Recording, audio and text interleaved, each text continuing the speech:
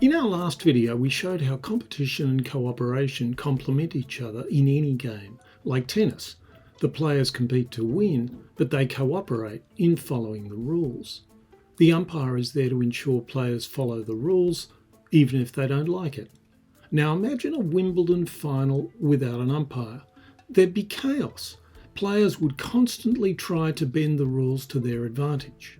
When you take away the umpire, the competition intensifies, but it intensifies around the wrong thing.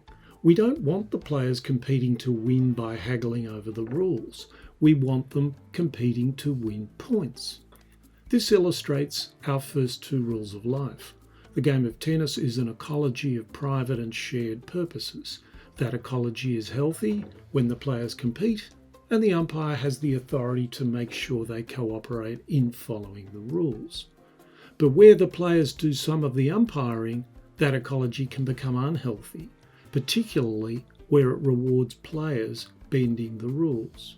And this problem surfaces in much more serious situations.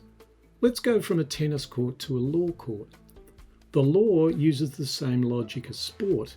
Two sides compete to put their case. An independent judge administers the rules, but the role of the judge differs in different legal systems. In the English adversarial system, each side competes, not just in putting their case, but on how the case will be run. This is like the unhealthy tennis game, where the players haggle over the rules. The ecology of private and shared purposes in the European inquisitorial system is much healthier. Where the adversarial system assumes that the truth will necessarily emerge from competition between the parties, in the inquisitorial system, the judge is in control. The case follows the judge's need to discover the truth, and each side is there to help the judge do so by giving their side of the story. This is more like the Wimbledon we know. The umpire keeps everyone in line so the players can focus on their tennis, not bicker over the rules. Just like a professional tennis match where the players get to be umpire, the English system is hugely inefficient as each side haggles not to help the court get to the truth, but to stretch procedural rules to their own advantage. Legal costs within the English-speaking countries are up to 4 times what they are in the best European legal systems. But the English system isn't just hugely inefficient. It's also unfair. Just as a game without an umpire advantages the most aggressive players, adversarial law gives greater advantages to those with deeper pockets and better lawyers. And that creates a culture of predation. Just look at the wonder material graphene, which won its inventor the Nobel Prize.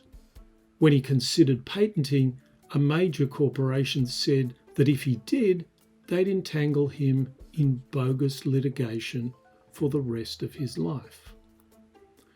Allowing private competitors to game the rules also turns knowledge and truth into the plaything of power, an engine of oligarchy. Let's say the court must answer a technical question, for instance, whether an oil well will unduly damage the environment. In the English adversarial system, each side would have their own expert. But why would you believe either if you knew each was chosen by a partisan? So the adversarial system just leaves us hopeless, wondering who to trust where everyone's putting their own spin on things. Sound familiar? It should, because I think something similar has been going on not just in politics but much more widely, as our whole public life descends into spin and counterspin. But we'll explore that in future videos.